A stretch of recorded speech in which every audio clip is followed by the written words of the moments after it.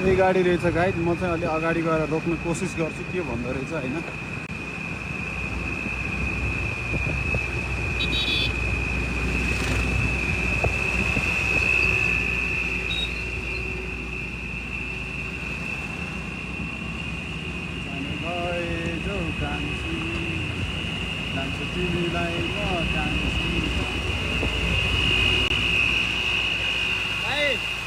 तपाईँको घुस्सा झरिया छ तल 2 बोरा झर्या छ यार।